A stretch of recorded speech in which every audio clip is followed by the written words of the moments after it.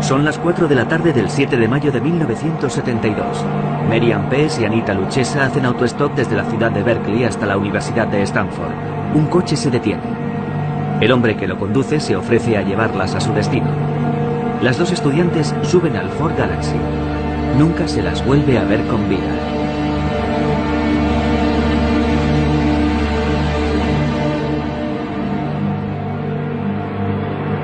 Más tarde, el 14 de septiembre del mismo año, una joven de 15 años llamada Aiko Koo desaparece en las mismas circunstancias mientras hace autostop para acudir a una clase de baile en San Francisco.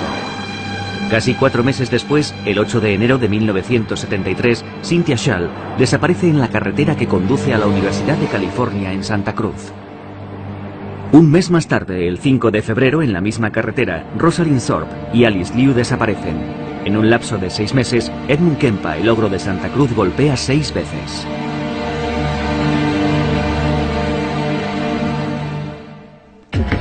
Stefan Bourgois es uno de los especialistas en asesinos en serie más reconocidos mundialmente.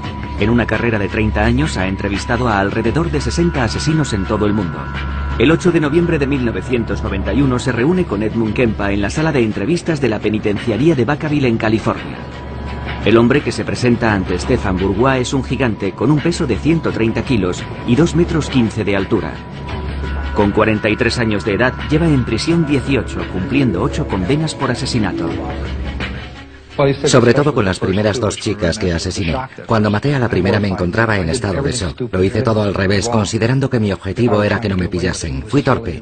Cuando metí el cuerpo en el maletero tenía las manos llenas de sangre y me dije, Dios mío, lo he hecho, no me lo puedo creer, lo he hecho. Ahora tengo que matar a la otra. Enseguida se muestra confiado con Stefan y relata despreocupadamente los horrores que cometió, que por desgracia no eran los primeros. Edmund Emil Kempa III nació en 1948 en Burbank, una ciudad del extrarradio en expansión de Los Ángeles. 9 años después, sus padres ponen fin a una tormentosa relación y su madre decide abandonar California para trasladarse a Montana con sus 3 hijos.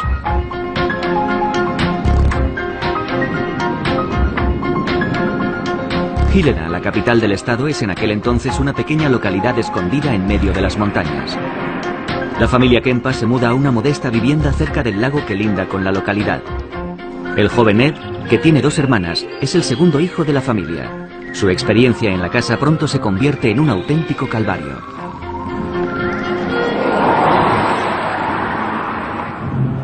Su madre, Clarnell, con una impresionante estatura, hace gala de una estricta disciplina.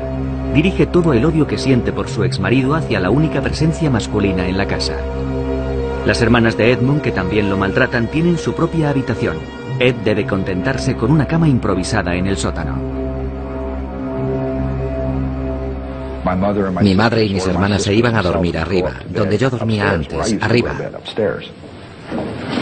Yo tenía que bajar al sótano. Y un niño de 8 años no es capaz de comprender esa diferenciación. ¿Por qué me mandan a mí al sótano? ¿Voy a ir al infierno o voy a ir al cielo? Arriba está el salón y yo tengo que irme abajo con los demonios, los monstruos y los fantasmas que me aterrorizan. Pero ellas no. Harold Cartwright es abogado. Designado por el tribunal durante el juicio de Kempa, fue investigador de la defensa. Él se acordaba de aquella época y me la describió como uno de los peores periodos de su vida. Sus hermanas eran más mayores y se metían con él y todo eso, como suele ocurrir entre hermanos. Nada que fuese más allá. Y su madre era una persona muy verbal. Nunca lo maltrató físicamente, pero en su opinión sí lo hizo verbalmente. La madre del joven Edmund lo humillaba constantemente.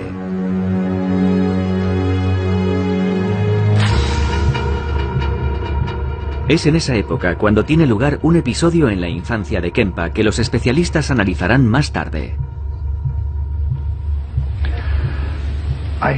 Yo tenía una pistola de juguete. Era toda metálica. del calibre 5,5. Era una pistola muy elegante, la había comprado en Nueva York. Estuve allí un verano en casa de mi primo, y cuando volví, mi hermana estaba celosa, mi hermana mayor. Odiaba aquella pistola porque se interpuso entre nosotros dos. Era algo que yo tenía y ella no. Aquel viaje a ella le habría gustado hacerlo, pero no lo hizo, lo hice yo. Poco después de regresar del viaje empezó a discutir conmigo por una absoluta nimiedad.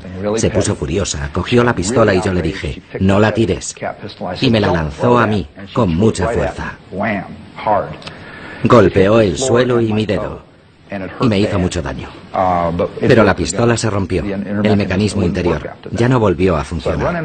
Así que me fui a su habitación, cogí una muñeca Barbie, una muñeca muy bonita que tenía, la muñeca Barbie. Todas las niñas tienen una, ¿verdad? Tenía unas tijeras, una máquina de coser. Cogí las tijeras, le arranqué la cabeza a la muñeca y me dije, volverá a colocársela de nuevo. Es como si no le hubiese hecho nada. Así que cogí las tijeras y le corté las manos y le dije, toma, ahora tú tienes un juguete roto y yo tengo otro juguete roto. Aquella fue mi respuesta. Solía entretenerse con juegos muy morbosos con sus hermanas. Jugaba con sus hermanas a la silla eléctrica, atándolas a un sillón, o al juego de la cámara de gas.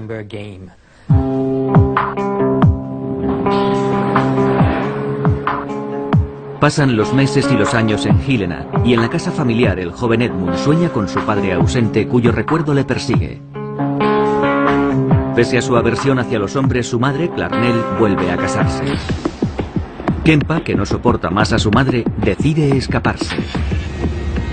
A California. Solo tiene un objetivo en mente, reunirse con su padre. Pero el joven Kempa sufrirá otra decepción. Para empezar, yo no fui allí, me dejaron allí. Me llevaron a casa de mi padre en Los Ángeles a pasar las Navidades. Fuimos a las montañas y me dejaron allí. Tuve roces con mi hermanastro y con mi madrastra. Yo no les interesaba y no me querían. Ellos estaban construyendo una nueva familia y yo estaba desesperado porque nunca había tenido a mi padre a mi lado. Necesitaba su aprobación, su reconocimiento. Pero todos actuamos con codicia y desesperación. Nos peleábamos constantemente, había muchos roces y él no pudo soportarlo, así que se libró de mí. Yo pertenecía a su antigua familia, que había terminado en fracaso. Rechazado en todas partes, sus padres deciden dejarlo en manos de sus abuelos maternos, que viven en una apartada zona de California, en un lugar cerca del parque de Yosemite. Kempa y su padre viajan en coche hasta la localidad de North Fork.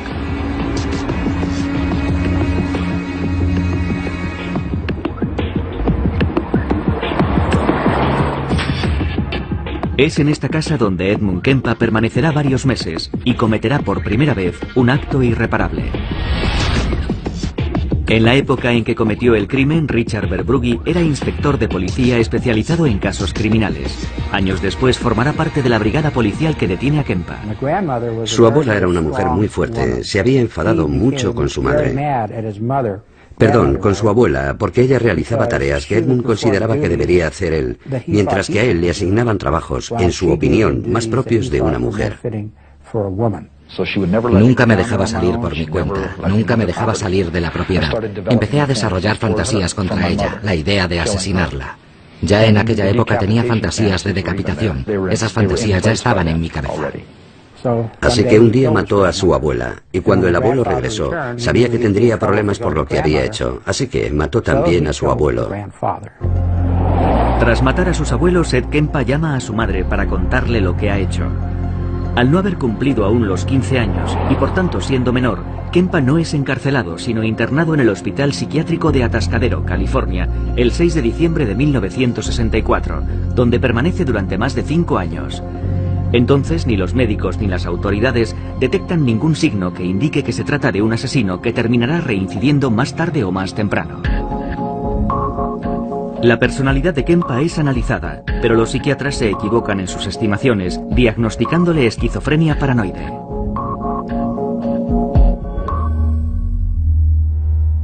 La costa opuesta de los Estados Unidos, Eustis, Florida, una ciudad situada al norte de Orlando. Es 25 de noviembre de 1996.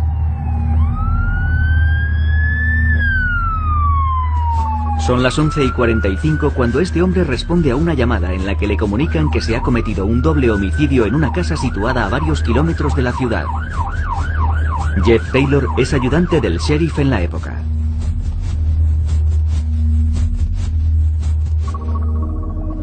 Por la línea de comunicación de la oficina del sheriff, la línea 911, recibimos una llamada de emergencia, comunicándonos que una niña había encontrado a sus padres muertos en su vivienda.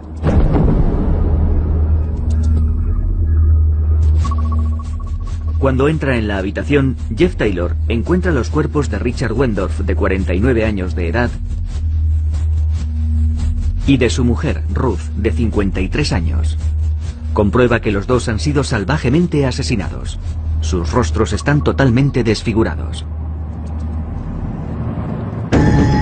3 días después, el Día de Acción de Gracias, el 28 de noviembre, un joven de 16 años, Roderick Jackson Ferrell, es detenido en Baton Rouge, Luisiana, e interrogado al día siguiente por la policía. El joven Roderick Ferrell describe con pasmosa y desconcertante tranquilidad el doble asesinato que cometió 3 días antes. Tenía la palanca en la mano por si se abalanzara sobre mí, golpearle con todas mis fuerzas. Y lo que ocurrió fue que dio media vuelta e intentó levantarse del sofá, así que empecé a golpearle. Y no paré porque seguía respirando, así que seguí golpeándolo, y sintiendo placer mientras lo hacía. ¿Estaba sentado o tumbado mientras eso sucedía? No, tumbado porque estaba inconsciente. ¿Estaba tumbado en el sofá? Se dio media vuelta y cuando intentó levantarse, ¡pum!, le golpeé en la sien. Le dejé seco. Y como estaba inconsciente, pensé, ahora o nunca, porque si se levanta me va a matar. Así que le golpeé hasta que murió y entonces... ¿Le golpeaste en algún otro lugar con la palanca o solo en la cabeza? Le golpeé una vez en el pecho porque no dejaba de respirar, así que le golpeé en el corazón. ¿En el corazón? Cogí la palanca y ¡pum! ¿Para acabar de una vez? La cabeza del señor Wendorf parecía una hamburguesa cruda porque tenía la cabeza y el cráneo completamente destrozados. Richard Wendorf está durmiendo en el sofá del salón cuando Ferrell le golpea 40 veces en el rostro con una palanca. Luego se dirige a la cocina y se encuentra con su mujer, que al comprender que va a agredirla, le arroja una taza de café a la cara antes de atacarle con todas sus fuerzas. Estaba en la cocina y me tiró el café. Me puso perdido. Luego me clavó las uñas en la cara y me agarró la muñeca. Entonces cogí la palanca y empecé a golpearle en la parte posterior del cráneo. ¿Ella intentó huir en aquel momento? Ella se agarraba a mí. Me había clavado las uñas en la cara y no pensaba parar de golpearla hasta que me soltase. ¿Y dónde la golpeaste primero? ¿En la parte posterior de la cabeza o en la cara? La golpeé una vez aquí y luego en la parte posterior del cráneo y le hice el agujero grande que se ve en las fotos. No las he visto. Continúa. Bueno, el caso es que el café apestaba y me enfadé. Así que le di una patada. La derribé y empecé a golpearla hasta que dejó de respirar.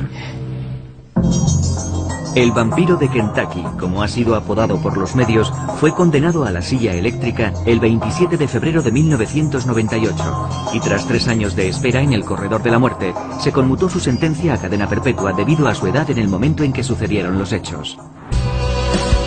Como ocurrió con Edmund Kempa y como sucede con la mayoría de los asesinos en serie, es con toda seguridad un suceso acontecido durante la infancia de Ferrell lo que configurará más tarde la personalidad de un asesino, el comienzo de su desviación. Su madre, Sondra Gibson, tenía 17 años cuando nació Roderick. Era inmadura e inestable. Su padre se esfumó 3 semanas después de su nacimiento. Su padre se marchó cuando tenía 3 semanas de edad. En aquel momento nos separamos. Prácticamente no tuvo relación con su padre, Rick. Vino a verle 2 o 3 veces y eso fue todo. 2 o 3 veces? ¿Durante cuántos? En toda su vida. El joven Rod es, en consecuencia, educado por sus abuelos. Un matrimonio muy religioso, pero también, como van a comprobar a continuación, totalmente depravado. Habla usted de celebraciones de misas negras. ¿Puede hablarnos del nombre de ese grupo y de qué ocurría? ¿Cuáles son sus recuerdos de aquello? ¿Qué hacían? En lo que se refiere a las misas negras, Existen dos tipos que yo sepa. Uno de ellos, por supuesto, pertenece a la iglesia satánica, Anton LaVey, etc. Y el otro es un grupo menos organizado. No tiene un nombre propiamente dicho que se conozca por ahí. Pero las prácticas de ambos cultos son absolutamente diferentes. En mi opinión, la iglesia de Anton LaVey se parece más a los cristianos modernos. No se hacen sacrificios. Es una religión más dogmática que de fe. Mientras que la otra misa negra es más puritana. Cree en las viejas tradiciones, los sacrificios, rituales sangrientos y ese tipo de cosas. ¿Le hicieron participar en aquellos rituales? Participé en un par de ellos, en los que básicamente se celebró lo que ellos llaman el ritual del guardián, al que llevan a los niños o niñas pequeños y les hacen participar en complicados rituales arcanos, o cantos, mantras y cosas por el estilo, así como sacrificios de sangre que representan la concepción, que es la sangre de Cristo, etc., con el objeto de educarlos, creándoles un vínculo muy fuerte con el grupo, para que cuando maduren se conviertan en guardianes de ese grupo. Y yo fui al menos a 2 rituales de esos. ¿Y qué edad tenía entonces? Debía tener 6 años. 6. No solo introducen a Ferrell en rituales ocultistas, también le obligan a enfrentarse literalmente al horror. Es violado en 2 ocasiones por uno de los miembros de la secta. El joven Ferrell pasa su adolescencia entre Eustis, en Florida, y Kentucky, el estado donde nació. Es en ese periodo donde su comportamiento empeora. Introduce a sus compañeros de instituto en el vampirismo con el fin de dominarlos y manipularlos. Empieza a desarrollar también toda suerte de técnicas para dominar a las personas que se encuentran en su entorno más cercano. ¿Cómo se las arregló para tener una influencia tan grande en su grupo? Básicamente, me encantaba la psicología. Solía ir a la biblioteca de la universidad a estudiar psicología. A veces asistía a las conferencias que se daban allí. Intentaba comprender mejor la mente humana. He empleado diferentes técnicas que supongo podrían considerarse técnicas de lavado de cerebro o de alteración mental. Dietas bajas en proteínas, mantras, depravaciones sensoriales, cosas así. Mi principal objetivo era penetrar en su psique de forma que me viesen como una deidad. Ya nada pudo detener a Ferrell en su búsqueda de la dominación y la violencia hasta el día en que decidió asesinar al matrimonio Wendorf. El doble homicidio que confesó sin recibir ninguna presión durante los 2 interrogatorios llevados a cabo después de su detención los negó 12 años después ante Stefan Bourgois. Yo realmente no recuerdo haber tenido intención de ir a matar a nadie entonces. Solo quería robarle su coche. Y lo que recuerdo actualmente de aquello, la verdad es que está todo bastante difuso en mi memoria, porque han pasado muchos años. Estaba drogado. Durante el juicio quedó demostrado que Roderick Ferrell no se encontraba bajo la influencia de ninguna droga en el momento en que se produjeron los hechos. Hospital Psiquiátrico de Atascadero, California, 1969. Edmund Kempa, que asesinó a sus abuelos a la edad de 15 años y lleva encerrado en este centro más de 5, tiene ahora 21 años. Su estancia no está salpicada por ningún incidente en particular y parece haberse estabilizado. El 30 de junio de 1969 las autoridades deciden dejar a Kempa en libertad condicional. Los psiquiatras, no obstante, han detectado un problema grave en la relación entre Edmund y su madre. Los psiquiatras del hospital recomendaron que el contacto con su madre fuese limitado. No dijeron que no tuviese ningún tipo de contacto, pero sí recomendaron que el contacto fuese mínimo. De modo que sí había algo en su personalidad que revelaba que existía un problema con su madre. 3 meses más tarde, la Autoridad de la Juventud de California, que llevaba su caso, tomó una decisión contraria a la estimación de los psiquiatras que siguieron su tratamiento. Se le envió a vivir con su madre, que había regresado a California para trabajar en la universidad en Santa Cruz. El error tendría consecuencias fatales. Kempa cambiaba constantemente de trabajo. Y empezó también a frecuentar un bar en Santa Cruz, donde la policía local solía acudir por las noches a relajarse mientras tomaban una copa.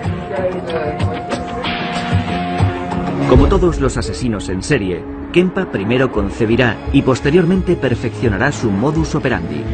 En los 3 años que tarda en confeccionarlo, recoge a 300 autoestopistas con su coche entre Santa Cruz y San Francisco. Recogía gente con mi coche, era como un juego, y me di cuenta de que algunas personas no querían subir porque consideraban que no era seguro subir con un hombre joven y solo. Y me sentó mal, porque yo no estaba haciendo nada malo. Así que decidí intentar cambiar aquella situación, hacer subir al coche a las personas que no querían y llevarlas a su destino, porque sabía que no iba a hacer nada malo. Y descubrí cómo revertir la situación. Todo depende de cómo miras. Si dices, Dios mío, están haciendo autostop, voy a acercarme a toda pastilla, no se meterán en tu coche porque te han visto babeando a una manzana de distancia. Pero si miras tu reloj y dices, caray, no sé si tengo tiempo, y paras, entonces piensan, es un hombre de negocios, vamos a entrar en el coche porque no hay ningún peligro. Así que yo me entretenía con aquel juego para conseguir que entrasen en mi coche. Pero entonces no quería matar a nadie, simplemente me divertía. Más tarde, cuando empecé a matar gente, lo utilizaba contra ellos. Un día, en mayo de 1972, el 7 de mayo exactamente, Kempa pasa a la acción. Aquel día 2 estudiantes de 18 años, Merian Pease y Anita Luchesa, están haciendo autostop en la carretera que enlaza Berkeley con la Universidad de Stanford.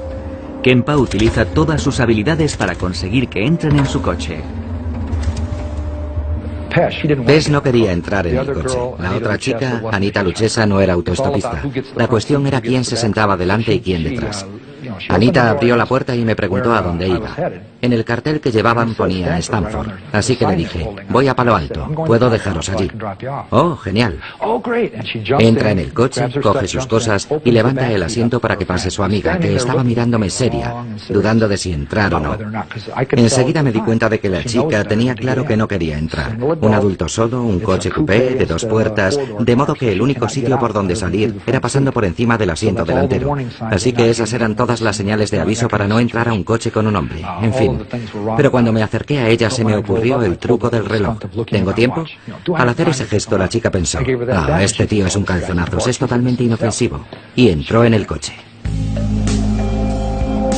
Mickey Alufi es uno de los detectives de policía de Santa Cruz que más tarde detendrán a Kempa. Cuando cogía a las autoestopistas, montaban en el coche por la puerta del pasajero y él les decía, creo que la puerta está mal cerrada. Entonces alargaba el brazo, abría de nuevo la puerta y la volvía a cerrar. Sin embargo, el tipo de coche que conducía tenía una manilla de seguridad en el reposabrazos y cuando cerraba la puerta, se bajaba un pestillo que impedía que nadie pudiese salir por la puerta. Ya no se podía manipular la manilla. Y cuando eso ocurría, me dijo, ya no tenían escapatoria. Kempa mató a las 2 estudiantes a puñaladas antes de decapitarlas y deshacerse de los cadáveres, que enterró en las colinas que dominan Santa Cruz, no sin antes violar sus cuerpos.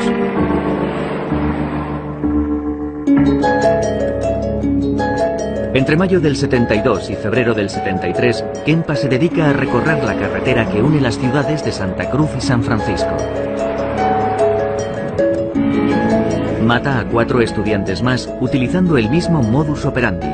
Las recoge mientras hacen autostop, las decapita después de asesinarlas y viola sus cuerpos. Seguidamente las descuartiza y dispersa los restos con el propósito de despistar a la policía.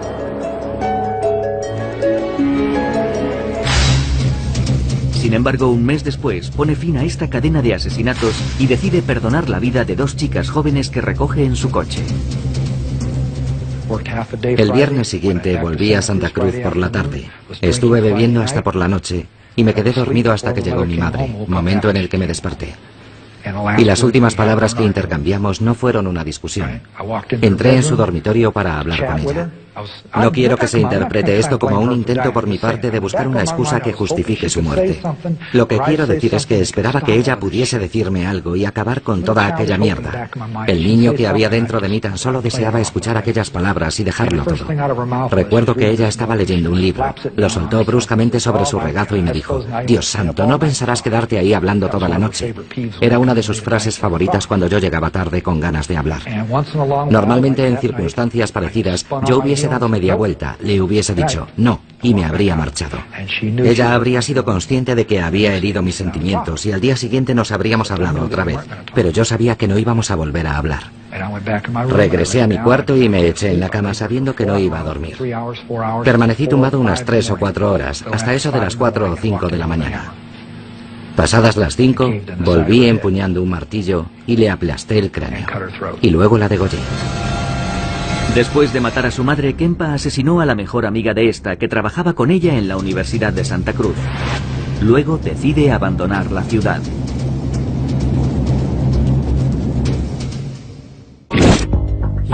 Es el peor asesino en serie al que he entrevistado. Te miraba a los ojos y sabías que quería matarte. Cuando sonreía, veías la muerte en sus ojos. Era una mezcla, una horrible mezcolanza de todo tipo de desviaciones. Era cruel e inhumano, un personaje frío y calculador.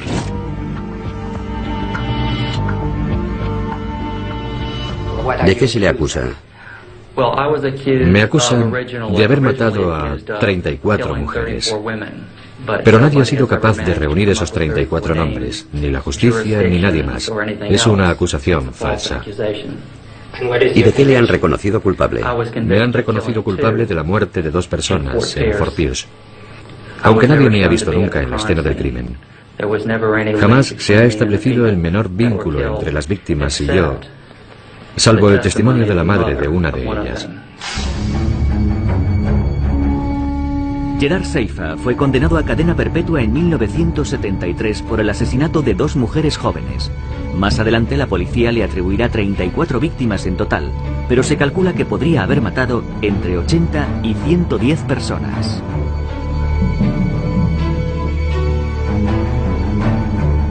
En 1972, Robert Crowder ya era sheriff del condado de Martin en Florida. Conocí a Gerard Seifa cuando se presentó como candidato al puesto de ayudante del sheriff. En ese momento era agente de policía en Wilton Manor, Florida, en el condado de Broward. Y buscaba el puesto de ayudante del sheriff en otro condado. En aquella época tenía un aspecto completamente normal, más bien sanote. Cuando hablaba con la gente, se mostraba muy simpático. Incluso poseía un cierto carisma. Sin embargo, pronto nos dimos cuenta de que tras esa fachada se ocultaba algo bien distinto. Seifa se mudó a una casa situada a pocos kilómetros de la oficina del sheriff. Parecía la persona idónea para ocupar el puesto de ayudante del sheriff. Pero justo a los 28 días, Seifa cometió un grave error y fue desenmascarado por su superior. Era un sábado por la mañana y yo estaba cortando el césped. Sonó el teléfono, mi mujer me llamó y fui a cogerlo. Era Seifa. Me dijo, vas a ponerte muy furioso conmigo, he hecho una solemne estupidez. Y yo le respondí, cuéntame qué ha pasado. Me dijo, ayer mientras estaba trabajando vi a 2 chicas, 2 adolescentes haciendo autostop. Me paré a hablar con ellas y traté de impresionarlas diciéndoles lo peligroso que era que unas chicas tan jóvenes estuviesen haciendo autostop, los problemas en los que podían meterse y los percances que podían sucederles. Se echaron a reír y no me tomaron en serio, así que hoy me las he arreglado para encontrarme otra vez con ellas. Quería meterles el miedo en el cuerpo y convencerles del riesgo que corrían si no me hacían caso para evitarles problemas en el futuro. Y me dijo que las había llevado al bosque y que les había dicho que las iba a vender como esclavas. Y que para asustarlas, las había dejado allí un rato, pero que pensaba volver a soltarlas. Pero cuando había vuelto ya se habían marchado, se las habían arreglado para desatarse. Las 2 jóvenes en cuestión se llaman Pamela Sue Wells y Nancy Helen Trotter. Ahora ya saben que han escapado de milagro de un asesino pervertido. Después de arrestar a Seifa, Robert Crowder quiso saber con detalle lo ocurrido y ordenó una reconstrucción de los hechos con las 2 jóvenes.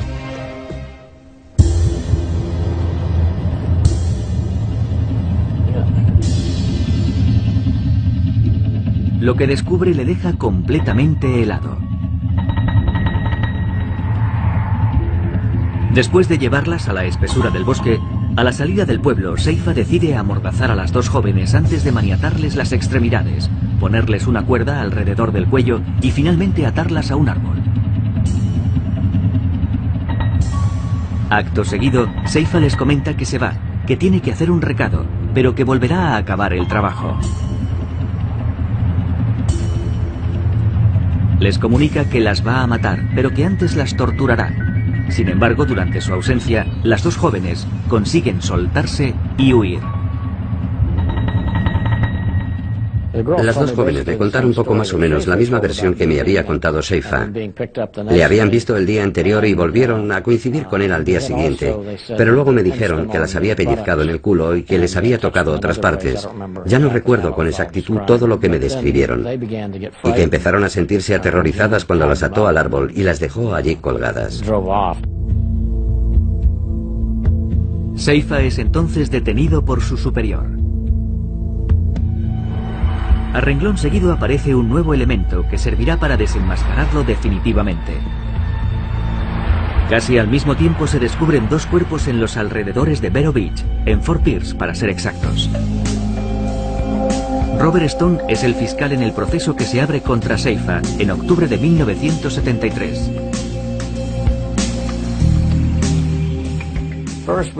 En principio pensamos que tal vez habíamos echado el guante a un asesino.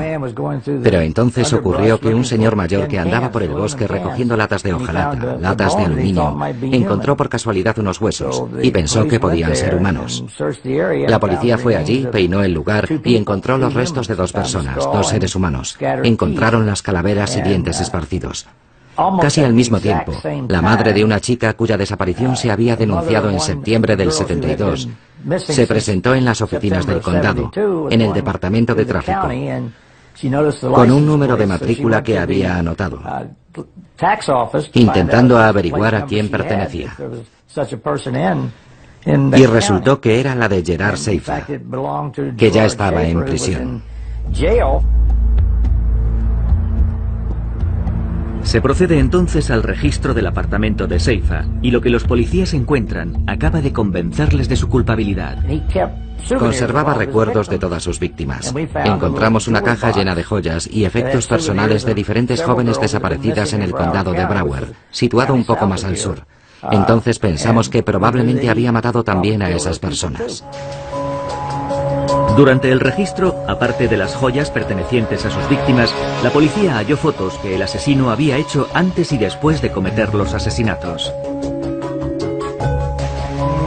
Al igual que en el caso de Pamela Wells y Nancy Trotter, Seifa utiliza el mismo modus operandi al secuestrar a Susan Place y a Georgia Jessup. Se lleva a la fuerza a las dos jóvenes hasta el bosque, cerca de las marismas que bordean el océano. Escoge un claro situado en el centro de las marismas, a unos cientos de metros de la carretera y al abrigo de cualquier posible testigo. Y allí las maniata y las ata a unos árboles. Las obligaba a beber alcohol y cuando ya estaban ebrias las fotografiaba. Sentía placer aterrorizándolas. Las suspendía del cabo de una cuerda y las hacía sufrir. Hacía todo lo que podía para humillarlas. Y después de matarlas, violaba sus cuerpos hasta que ya no podía más, porque empezaban a descomponerse. Y entonces las descuartizaba, masturbándose sobre sus restos. Durante el juicio, Seifa evita la pena de muerte, que en aquel entonces había sido suspendida en Florida, y es condenado a cadena perpetua. Más adelante, cuando ya está entre rejas, la justicia establecerá oficialmente su relación con otros 32 asesinatos cometidos en la región, gracias a las pruebas encontradas en su casa.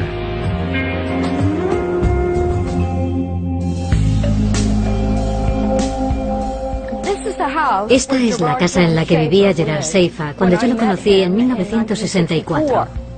Sondra London conoce bien a Gerard Seifa. Salió con él durante un año. Luego le pierde de vista y reanuda el contacto con él 10 años más tarde al enterarse de sus crímenes. Siempre contaba dos historias. La primera era: soy el asesino en serie de mujeres más grande del siglo. La segunda era, soy inocente. Jamás he matado a nadie. Soy un honrado policía. Y recuerdo un momento memorable. Esta frase me la dijo muy lentamente. Me miró a los ojos y me dijo, tú no lo puedes comprender porque no eres un asesino en serie. Cuando le declararon culpable de los 2 asesinatos, Robert Stone estableció su relación con los 34 asesinatos o desapariciones de mujeres hasta entonces sin resolver. Hablando con Seifa de esos otros casos, sugirió... Bueno, no lo sugirió. Escribió de su puño y letra en una carta que el número de sus crímenes oscilaba entre 80 y 110. Y él me comentaba muchas veces, es verdaderamente horripilante, pero decía, ¿cómo definir un asesinato? Si tienes a una víctima y ésta se ahoga en su propio vómito, ¿se trata de un asesinato?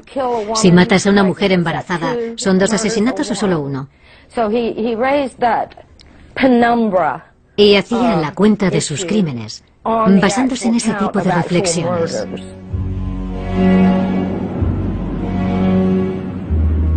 En los años 60, Seifa vive con sus padres en la estación balnearia de Fort Lauderdale, en Florida.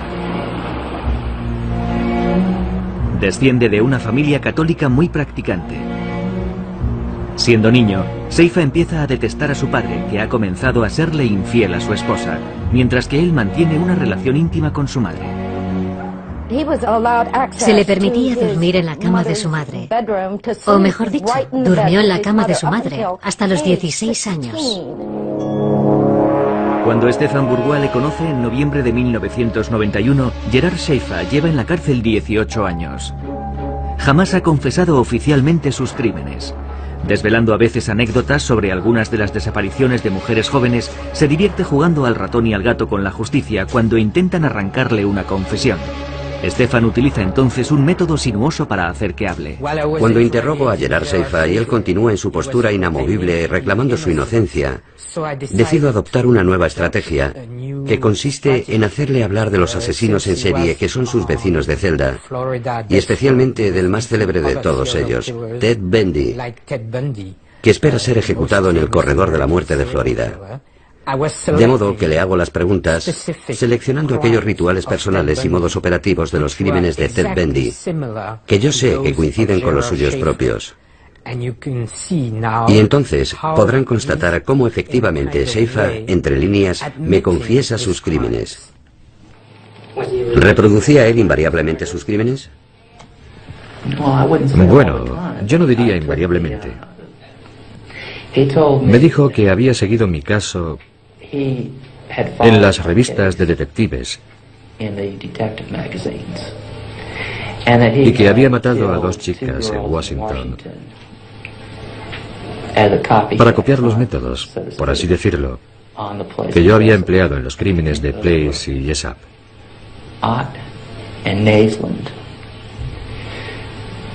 Creo que aquellas se llamaban Ott y Naisland. Me dijo que las había llevado por un camino forestal y las había estrangulado, que había violado sus cuerpos, que había vuelto y las había violado una vez más, y que las había decapitado, como una especie de homenaje. Y yo pensé, sois unos cabrones por escribir algo así. Mirad a este tipo, que ha leído y se ha creído todas vuestras estupideces, cuando yo no he admitido absolutamente nada.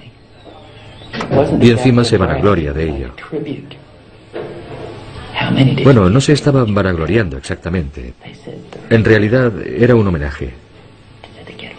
¿Cuántas has matado en realidad, Gerard? Dicen que 34. ¿Son todas las que mataste o tienes algunas enterradas en tumbas privadas? Entonces le dije, Ted, soy el mejor. ¿Qué se le puede contestar a alguien así? ¿Qué puedes decirle? No podía darle una respuesta racional.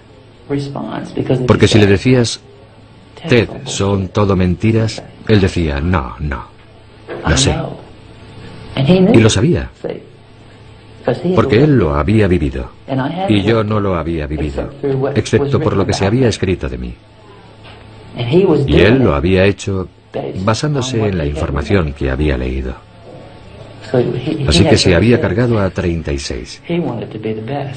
Quería ser el mejor, le obsesionaba que hubiesen dicho que yo había matado a 34. Pero tenía miedo de que hubiesen sido más de las que él sabía. De manera que estaba siempre intentando que yo le sacase de dudas diciendo, no, solo he matado a 34. Pero yo nunca se lo decía. Me había dado cuenta de que estaba completamente obsesionado por la cifra. Y yo, para pincharle, me volvía hacia él y le decía, soy el mejor, Ted. Van a electrocutarte y yo estaré aquí. Y seré el mejor, tal y como dicen. El número 1. El señor Stone tiene razón. El mejor de todos. Y tú no eres nadie. Eso le volvía loco. No es posible, decía. Entonces le enseñaba la portada del Palm Beach Post y le decía, lee esto. Soy una figura de culto. En primera página. De culto. Soy una figura de culto. No es posible. No puede ser. Aquello le corroía. Como todos los asesinos en serie, Gerard Seifa seleccionaba sistemáticamente a víctimas más débiles que él, mujeres jóvenes más fáciles de atrapar. El 3 de diciembre de 1995, Seifa es asesinado por otro recluso que le asesta 40 puñaladas.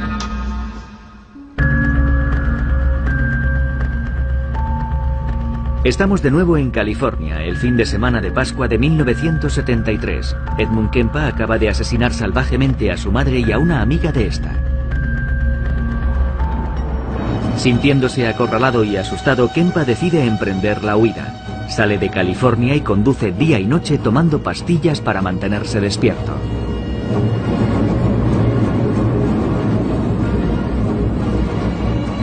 Tres días después llega a Pueblo, una población del estado de Colorado. Agotado por el cansancio, detiene su coche en esta estación de servicio. Y caso rarísimo entre los asesinos en serie, decide entregarse. Intenta ponerse en contacto por teléfono con un conocido suyo de la policía de Santa Cruz para confesarle sus crímenes. Recibí la llamada hacia las 5 de la mañana. Me dijo que el señor Kempa había decidido entregarse y que llamaba desde una cabina situada en Pueblo, Colorado. Admitía haber matado a su madre y a otra mujer, además de todos los homicidios que estábamos investigando. Mickey Alufi y Richard Verbrugge viajan entonces a Pueblo para hacerse cargo de Kempa. Su declaración fue muy completa, muy pormenorizada. Lo confesó todo, se acordaba de todo. Sin embargo, no profundizamos demasiado en ese primer interrogatorio. Tan solo pretendíamos averiguar las personas que admitía haber matado, y eso es lo que hicimos básicamente. Nos habló de las distintas chicas a las que había matado, de la muerte de su madre y de la mejor amiga de esta. Kempa se muestra muy cooperativo, y durante todo el viaje de vuelta, que dura 3 días, no deja de hablar. De vuelta en Santa Cruz, acepta incluso enseñar a los investigadores el lugar donde ha escondido los cuerpos de sus víctimas. Kempa se muestra igual de colaborador durante su proceso, que se inicia el 25 de octubre de 1973, siendo extremadamente prolífico incluso en los detalles más duros, sin que su voz transmita la más mínima emoción. Edmund Emil Kempa se mostró muy colaborador con la policía respecto a sus crímenes, y fue uno de los primeros casos en los que un asesino reincidente fue sometido a estudio por parte del FBI con objeto de poner a punto técnicas de perfil que permitiesen detectar a ese tipo de criminales en los Estados Unidos. Pero después de 35 años pasados entre rejas, una pregunta permanece en el aire, válida para todos los otros casos de asesinos en serie. ¿Ed Kempa podría volver a matar? Cuando alguien ha hecho el tipo de cosas que Ed Kempa hizo a personas inocentes, personas a las que no conocía, a las que no había visto jamás, simplemente extraños que se cruzaron en su vida, no se puede dejar que una persona así salga de la cárcel. Porque no se puede en absoluto correr el riesgo de que lo que se produjo una vez pueda volver a suceder. Así que no. Yo no quiero volver a ver a Kempa en la sociedad pese a haber participado en su defensa. Un día se presentará ante la comisión de valoración y dirá: sí, pienso que estoy preparado para la libertad condicional. Yo rezo para que nadie se la conceda.